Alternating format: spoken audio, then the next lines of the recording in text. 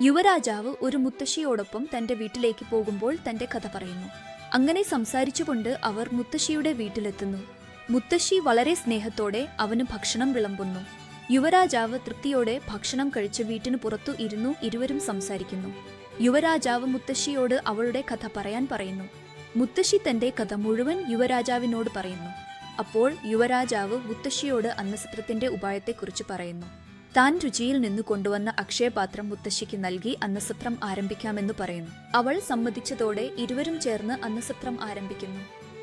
അവിടെ വന്നവർ എല്ലാവരും ഭക്ഷണം വളരെ രുചികരമാണെന്ന് പ്രശംസിച്ച് തങ്ങൾക്ക് കഴിയുന്നത്ര പണം നൽകി പോകുന്നു. അങ്ങനെ അവരുടെ വ്യാപാരം ദിനംപ്രതി വളരുന്നു. ഇതിനിടയിൽ ഒരു ദിവസം ആ സത്രത്തിന് മുന്നിലുള്ള രംഗയ്യ എന്ന വ്യക്തിക്കും ഒരു വെട്ടി വ്യാപാരിക്കും ഇടയിൽ കടം സംബന്ധിച്ച പ്രശ്നം ഉണ്ടാകുന്നു. അപ്പോൾ മുത്തശ്ശി തന്റെ അന്നസത്രത്തിൽ നിന്ന് സമ്പാദിച്ച മുഴുവൻ പണവും എടുത്ത് ആ വെട്ടി വ്യാപാരിക്ക് നൽകി അയാളെ അയക്കുന്നു. ശേഷിക്കുന്ന കുറച്ച് പണം രംഗയ്യക്ക് നൽകുന്നു. അവന്റെ കുടുംബത്തിന്റെ കാര്യങ്ങൾ നോക്കാൻ പറയുന്നു. അതിനുശേഷം യുവരാജുമായി ആ വെട്ടി വ്യാപാരിയുമായി തനിക്കുള്ള ബന്ധത്തെക്കുറിച്ച് പറയുന്നു. അപ്പോൾ യുവരാജ് അവരുടെ കാര്യങ്ങൾ ഞാൻ തീർക്കുമെന്ന് അവളോട് വാഗ്ദാനം ചെയ്യുന്നു. അർദ്ധരാത്രി സമയത്ത് മുത്തശ്ശി അന്നസത്രത്തിലെ എല്ലാ ജോലികളും തീർത്ത് വീട്ടിൽ കിടക്കയിൽ ഉറങ്ങുകയാണ്. യുവരാജ് പുറത്തുള്ള അരികിൽ ഉറങ്ങുകയാണ്. കുറച്ചു സമയത്തിനു ശേഷം യുവരാജ് ഉണർന്ന് തന്റെ കശേരുവ എടുത്ത് നെറ്റിയിൽ തൊടിച്ച് എന്തോ മന്ത്രം ചൊല്ലുന്നു. അപ്പോൾ ആ കശേരുവ ഓം മന്ത്രദണ്ഡത്തിൽ മാറുന്നു. അതിനെ കയ്യിൽ പിടിച്ച് യുവരാജ് അർദ്ധരാത്രിയിൽ ആരും കാണാതെ മൃദുവായി ചുറ്റി ആ വെട്ടി വ്യാപാരിയുടെ വീട്ടിലേക്ക് പോകുന്നു. അവിടെ എത്തി യുവരാജ് തന്റെ മന്ത്രദണ്ഡം കയ്യിൽ പിടിച്ച് ദണ്ഡവുമായി ഇങ്ങനെ പറയുന്നു. ഓ മന്ത്രദണ്ഡം, അകത്തേക്ക് പോയി ആ വെട്ടി വ്യാപാരിയും അവന്റെ ആളുകളും ചെയ്ത പിഴവുകൾ അവരുടെ വായിൽ നിന്നു തന്നെ വെളിപ്പെടുത്തുക എന്ന് പറഞ്ഞയുടൻ ആ മന്ത്രദണ്ഡം പറന്നു അകത്തേക്ക് പോയി വീട്ടിന് പുറത്തു കിടന്നിരുന്ന തൊഴിലാളികളെ അടിക്കുകയാണ്. അതോടെ അവർ കൂവൽ തുടങ്ങുന്നു. അവരുടെ കൂവൽ കേട്ട് അകത്തുനിന്ന് ആ വെട്ടി വ്യാപാരി പുറത്തേക്ക് വരുന്നു. അപ്പോൾ ആ മന്ത്രദണ്ഡം അവനെയും അടിക്കാൻ തുടങ്ങുന്നു. ആ അടികൾ സഹിക്കാനാവാതെ അവർ വീട്ടിന് പുറത്തേക്ക് ഓടുന്നു. മന്ത്രദണ്ഡം അവരെ അടിച്ചുകൊണ്ട് ഗ്രാമത്തിന്റെ നടുവിലേക്ക് കൊണ്ടുപോകുന്നു. അപ്പോൾ അവരുടെ കൂവൽ കേട്ട് ഗ്രാമവാസികൾ എല്ലാവരും അവിടെ എത്തുന്നു. മൂപ്പത്തിയും യുവരാജും അവിടെ എത്തുന്നു.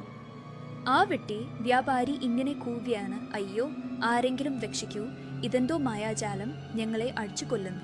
നിങ്ങളെ ശിക്ഷിക്കാം, ആരെങ്കിലും വന്ന് ഞങ്ങളെ രക്ഷിക്കൂ എന്ന് പറയുമ്പോൾ അപ്പോൾ യുവരാജ് അവരോട് ഇങ്ങനെ പറയുന്നു. നിങ്ങൾ എല്ലാവരും ചെയ്ത പിഴവുകൾ എല്ലാവരുടെയും മുന്നിൽ സമ്മതിക്കൂ. അപ്പോൾ ഈ മന്ത്രദണ്ഡം നിങ്ങളെ അടിക്കുന്നത് നിർത്തി മായ്ച്ചു പോകും, അല്ലെങ്കിൽ നിങ്ങൾ സത്യം പറയുന്നതുവരെ അടിക്കുമെന്ന് പറയൂ. സത്യം പറയും, അല്ലെങ്കിൽ അടികൾ സഹിക്കുമോ? അപ്പോൾ ആ വെട്ടി വ്യാപാരി ഇങ്ങനെ പറയാൻ തുടങ്ങുന്നു. പറയാം, സത്യം പറയും, രംഗയ്ക്ക് കടം കൊടുത്തതിനു ശേഷം അവനയാതെ. അവന്റെ പിന്നാലെ എന്റെ ആളുകളെ ഞാൻ തന്നെയാണ് അയച്ചത്. അവർ മുഖം മറച്ചുകൊണ്ടുപോയി അവനെ ആക്രമിച്ച് പണം കൊണ്ടുവന്ന് എനിക്ക് നൽകി. അത്രമാത്രമല്ല, നിങ്ങളുടെ ഗ്രാമത്തിൽ ഇങ്ങനെ പലരെയും ഞാൻ വഞ്ചിച്ചിട്ടുണ്ട്. എന്തോ പണത്തിന് വേണ്ടി അവർക്ക് മോഹം തോന്നിയതുപോലെ ചെയ്തു. എന്നെ എല്ലാവരും ക്ഷമിക്കണം. നിങ്ങളുടെ പണം നിങ്ങൾക്ക് തിരികെ നൽകും. ഞാൻ ഇനി വെട്ടി വ്യാപാരം നിർത്തി ഈ ഗ്രാമം വിട്ടുപോകും. ദയവായി എന്നെ ക്ഷമിക്കണം എന്ന് പറഞ്ഞപ്പോൾ ആ മന്ത്രദണ്ഡം അവരെ അടിക്കുന്നത് നിർത്തി അങ്ങനെ ആകാശത്തേക്ക് ഉയർന്നു മായ്ച്ചു പോകുന്നു.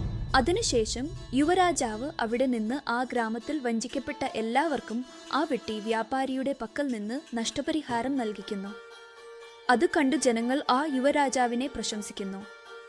അപ്പോൾ അവ യുവരാജാവിനോട് ഇങ്ങനെ പറയുന്നു, ഇതുപോലെ ബാബു ഈ ജോലി ചെയ്തതും നീയല്ലേ?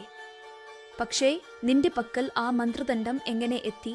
നിനക്ക് അത് ആരാണ് നൽകിയതെന്ന് ഞാൻ ഈ ജോലി ചെയ്ത ദിവസം നിനക്ക് പറഞ്ഞില്ലേ? ആർ.സി. പക്കൽ പോയപ്പോൾ അക്ഷയപാത്രം നൽകിയതും അവൻ ഈ മന്ത്രദണ്ഡവും തന്നു. അതാണ് ഇപ്പോൾ ഇങ്ങനെ ഉപകാരപ്പെട്ടത്. അത് ശരി, പക്ഷേ ഇവരാണ് ആ വഞ്ചന ചെയ്തെന്ന് എങ്ങനെ കണ്ടെത്തി? വലിയ കാര്യമല്ല. അവ അവരിൽ സംശയം ഉണ്ടെന്ന് പറഞ്ഞതിനു ശേഷം അവരെ പിന്തുടർന്ന് അവരുടെ പിന്നാലെ പോയി. അവരുടെ വീട്ടിൽ എത്തിയപ്പോൾ ആ വെട്ടി വ്യാപാരി തന്റെ ജോലി അവരുമായി എങ്ങനെ വഞ്ചിച്ചു എന്ന് പറയുന്നത് കേട്ടു. ഉടനെ വീട്ടിൽ എത്തി ആ മന്ത്രദണ്ഡം എടുത്തുപോയി അവന്റെ മേൽ പ്രയോഗിച്ചു. അത്രയേ ഉള്ളൂ, ബാക്കി എല്ലാം മന്ത്രദണ്ഡം തന്നെയാണ് ചെയ്തത്. ഇതെന്താണ്? ഈ ഗ്രാമത്തിൽ എല്ലാവർക്കും ഒരു പ്രശ്നം നേരിട്ടു. അത്രയേ ഉള്ളൂ, പോടാ ബാബു, രാത്രി വീട്ടിലേക്ക് പോകാം. വീണ്ടും രാവിലെ അന്നസത്രത്തിന്റെ കാര്യങ്ങൾ നോക്കണം. അന്ന് പറഞ്ഞ് മുത്തശ്ശിയും യുവരാജും ഇരുവരും വീട്ടിലേക്ക് പോകുന്നു. ദിവസങ്ങൾ അങ്ങനെ കടന്നുപോകുന്നു. യുവരാജ് മുത്തശ്ശിക്ക് അന്നസ്ത്രത്തിലെ ജോലികളിൽ സഹായിച്ച് അവളുടെ അടുത്തുതന്നെ തുടരാൻ തുടങ്ങി. ഇങ്ങനെ ഇരിക്കുമ്പോൾ ഒരു ദിവസം രാത്രി എല്ലാവരും ഉറങ്ങിക്കഴിഞ്ഞപ്പോൾ വീട്ടിനു പുറത്തു ഉറങ്ങിക്കിടന്നിരുന്ന യുവരാജിന്റെ അടുത്തേക്ക് അവന്റെ കുതിര വരുന്നു. അത് ഒരുമിച്ച് ഉച്ചത്തിൽ കത്തുന്നു. ആ കുതിരയുടെ ശബ്ദം കേട്ടയുടൻ യുവരാജ് ഉണർന്ന് ആ കുതിരയുടെ അടുത്തേക്ക് ഓടിച്ചെന്നു വളരെ സന്തോഷത്തോടെ അതിനെ കെട്ടിപ്പിടിക്കുന്നു. കാലി, നീ ചെയ്യുമോ? എന്നെ അന്വേഷിച്ചു വന്നുവോ? എങ്ങനെയുണ്ട് നീ? നിന്നെ ഓർക്കാത്ത ദിവസം ഇല്ല. നീ എന്റെ അടുത്തേക്ക് വന്നുവെങ്കിൽ ഗുരു പറഞ്ഞതുപോലെ ഞാൻ രാജഭവനത്തിലേക്ക് തിരികെ പോകേണ്ട സമയം എത്തിയിരിക്കുന്നു. പക്ഷേ ഞാൻ ഇനിയും കുറച്ചു ദിവസങ്ങൾ മുത്തശ്ശിയുടെ അടുത്തു തന്നെ തുടരാൻ ആഗ്രഹിക്കുന്നു. അവളുടെ അടുത്തു നിന്നും പഠിക്കാനുള്ളത് ഇനിയും വളരെ ഉണ്ടെന്ന് തോന്നുന്നു. ദയവായി രാജ്യത്തിലേക്ക് തിരികെ പോകൂ. ഞാൻ കുറച്ചു ദിവസങ്ങൾക്കുള്ളിൽ തിരികെ വരും എന്ന് പറഞ്ഞ് ആ കുതിരയെ അവിടെ നിന്ന് അയച്ചു. പിന്നെ പോയി ഉറങ്ങുന്നു. അടുത്ത ദിവസം അന്ന് സത്രത്തിൽ ജനങ്ങൾ വന്ന് ഭക്ഷണം കഴിക്കുന്നു. ഇതുവരെ വന്നവരിൽ ഒരാൾ ഇങ്ങനെ നിലവിളിക്കുന്നു: ഓ എന്റെ പണം! ആരോ എന്റെ പണത്തിന്റെ സഞ്ചി മോഷ്ടിച്ചു. അയ്യോ ദൈവമേ, ഇപ്പോൾ ഞാൻ എന്ത് ചെയ്യണം? അപ്പോൾ യുവരാജാവ് അവരുടെ അടുത്തേക്ക് വന്ന് ഇങ്ങനെ പറയുന്നു: ആരുടെയെങ്കിലും പണിയാണെങ്കിൽ സത്യസന്ധമായി പറയൂ, അല്ലെങ്കിൽ ഞാൻ എന്ത് ചെയ്യും എന്ന് കാണുക. അവിടെ ഇരുവരും ഒപ്പം ഇരുന്നു. ഇരുവരിലും സംശയമുണ്ട്. നീ എന്താണ് സംസാരിക്കുന്നത്? നിന്നേക്കാൾ ഞാൻ മോഷ്ടാവാണോ? ഞാൻ പണം എടുത്തിട്ടില്ല. എന്റെ ഗെയിമുമായി ബന്ധമില്ല. ഞാൻ എന്റെ രീതിയിൽ ഭക്ഷണം കഴിക്കുമ്പോൾ നിന്റെ പണം മോഷ്ടിച്ചു. അങ്ങനെ മൂവരും ഒരുമിച്ച് തർക്കിക്കുന്നു. അപ്പോൾ ആ തർക്കം കേട്ട് അവ്വ അവിടെ എത്തുന്നു. എന്താണ് സംഭവിച്ചത് മകനെ? എന്തിനാണ് ഇങ്ങനെ തർക്കം? അവ ഈ വലിയ ആളിന്റെ പണത്തിന്റെ സഞ്ചി പോയി. തന്റെ അടുത്ത് ഇരിക്കുന്ന രണ്ടുപേരിൽ ഒരാൾ എടുത്തിരിക്കാമെന്ന് അദ്ദേഹം സംശയിക്കുന്നു. നീ ഇങ്ങനെ ഇരിക്കൂ. ഇവരെ രണ്ടുപേരെയും പിടിച്ച് 4 അടിച്ചാൽ അവ സത്യം പറയും. നീ മകനെ ഓരോ തവണയും ശക്തി പ്രദർശിപ്പിക്കേണ്ട ആവശ്യമില്ല. ചിലപ്പോഴൊക്കെ തന്ത്രവും പ്രവർത്തിക്കും.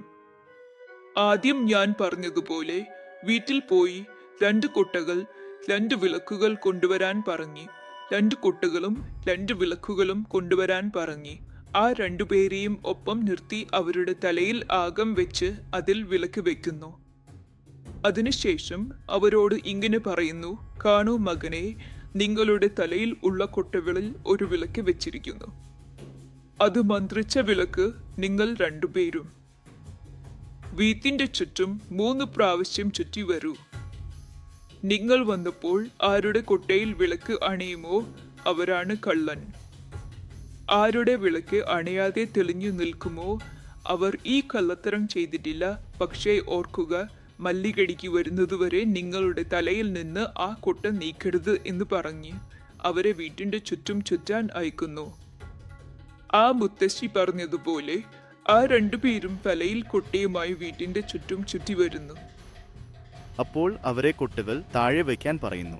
ആ കൊട്ടയിൽ 2ാമത്തെ വ്യക്തിയുടെ കൊട്ടയിൽ ഉള്ള വിളക്ക് അണഞ്ഞിരിക്കുന്നു. 3ാമത്തെ വ്യക്തിയുടെ കൊട്ടയിൽ വിളക്ക് തെളിഞ്ഞു നിൽക്കുന്നു. അപ്പോൾ ആ 3ാമത്തെ വ്യക്തി സന്തോഷത്തോടെ ഇങ്ങനെ പറയുന്നു: അത്ഭുതം! എല്ലാവരും നോക്കൂ, എന്റെ കൊട്ടയിൽ വിളക്ക് തെളിഞ്ഞു നിൽക്കുന്നു. ഞാൻ ഈ കള്ളത്തരം ചെയ്തിട്ടില്ല. എന്നാൽ 2ാമത്തെ വ്യക്തിയുടെ കൊട്ടയിൽ വിളക്ക് അണഞ്ഞു പോയി. അതിനർത്ഥം ഈ കള്ളത്തരം ചെയ്തിരിക്കുന്നത് അവനാണ്. ഇങ്ങനെ സംഭവിച്ചതെന്താണെന്ന് എനിക്ക് അറിയില്ല. ഞാൻ സത്യത്തിൽ കള്ളത്തരം ചെയ്തിട്ടില്ല. എന്നെ വിശ്വസിക്കൂ. ദയവായി നിർത്തൂ. ബാബു, യഥാർത്ഥ കള്ളൻ ആരാണെന്ന് ഞാൻ പറയുന്നു. ആരുടെ വിളക്ക് തെളിഞ്ഞു നിൽക്കുന്നു അവനാണ് കള്ളൻ. കാരണം ഞാൻ വിളക്ക് തെളിയിച്ചിട്ടില്ല. ആ വ്യക്തി താൻ ചെയ്ത കള്ളത്തരം എവിടെ പുറത്തു വരുമോ എന്ന് ഭയന്ന് ഇടയിൽ തന്നെ കൊട്ട താഴെ വച്ച് വിളക്ക് തെളിയുന്നുണ്ടോ എന്ന് നോക്കി. വിളക്ക് തെളിയാത്തതിനാൽ അവൻ തന്റെ വിളക്ക് തെളിയിച്ചു കൊണ്ടുവന്നു.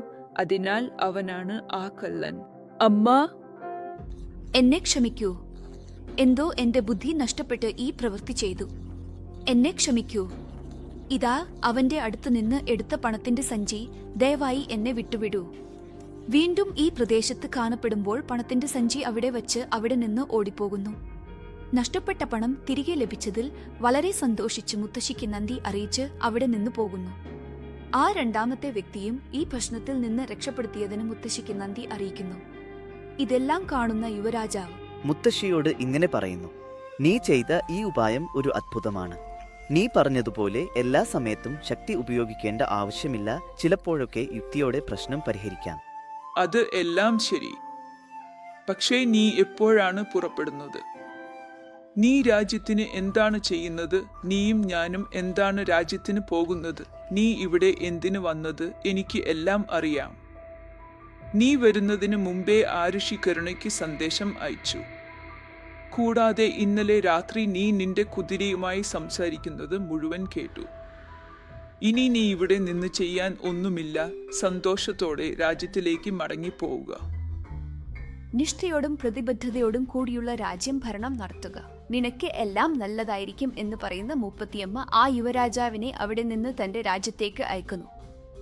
ആ യുവരാജാവ് പുറത്തേക്ക് വന്നയുടനെ അവന്റെ കുതിര മുന്നിൽ വരുന്നു. കുതിര കയറി തന്റെ രാജ്യത്തേക്ക് മടങ്ങുന്നു. തന്റെ രാജ്യത്തേക്ക് എത്തിയ ഉടനെ അവിടെ ആരുഷിയെ കാണുന്നു. അപ്പോൾ ആരുഷി യുവരാജാവിനോട് ഇങ്ങനെ പറയുന്നു: രാമയ്യ, നിനക്ക് പോയി ചെയ്യേണ്ടത് എല്ലാം ചെയ്തു തിരിച്ചു വന്നുവല്ലോ. ഇതുവരെ നീ പഠിച്ച വിദ്യ എന്താണെന്ന് അറിയാൻ ആകാംക്ഷയുണ്ട്. തീർച്ചയായും പറയും. സ്വാമി, ഞാൻ ആ മൂപ്പത്തിയമ്മയോട് പഠിച്ച കാര്യങ്ങൾ എന്തെന്നാൽ രാജാവെന്നവൻ ജനങ്ങളെ തന്റെ സ്വന്തം മക്കളെപ്പോലെ കാണാം. ജനങ്ങൾക്ക് ഭാരമാകാതെ അവർക്കെന്തെങ്കിലും ബുദ്ധിമുട്ട് വന്നാൽ അടുത്തുനിന്ന് സഹായിക്കണം. നമുക്ക് ആവശ്യമായത്ര സമ്പത്ത് നാം സൂക്ഷിച്ച് ബാക്കിയുള്ളതുകൊണ്ട് ജനങ്ങൾക്ക് നല്ലത് ചെയ്യാൻ നോക്കണം. രാജ്യത്തിന് എന്തെങ്കിലും പ്രശ്നം വന്നാൽ രാജാവെന്നവൻ എല്ലാവരിലും മുൻപായി ആ പ്രശ്നത്തെ നേരിടണം. പ്രധാനമായും എല്ലാ സമയത്തും ശക്തിയല്ല, യുക്തി ഉപയോഗിച്ച് പ്രശ്നങ്ങൾ പരിഹരിക്കണം. ഇവയൊക്കെയാണ് സ്വാമി ഞാൻ ആ മൂപ്പത്തിയമ്മയോട് പഠിച്ചത്. ഈ അടിസ്ഥാന ജ്ഞാനം സന്തോഷം മകനെ. ഇപ്പോൾ നിനക്ക് മനസ്സിലായല്ലോ ഒരു രാജാവെന്നവൻ എങ്ങനെയിരിക്കണം എന്ന്. ഇനി നീ ഈ രാജ്യത്തിന് രാജാവായി അർഹത നേടിയിരിക്കുന്നു. ഇനി നിന്നെ രാജാവായി പ്രഖ്യാപിക്കാൻ നിന്റെ പിതാവ് കാത്തിരിക്കുന്നു എന്ന് പറഞ്ഞു ആ ദിവസം യുവരാജാവിനെ രാജാവായി പ്രഖ്യാപിക്കുന്നു. രാജാവായ മഹേന്ദ്രവർമ്മൻ ആ മൂപ്പത്തിയമ്മ നൽകിയ ജ്ഞാനത്തോടെ വളരെ നന്നായി രാജ്യഭരണം നടത്തുന്നു.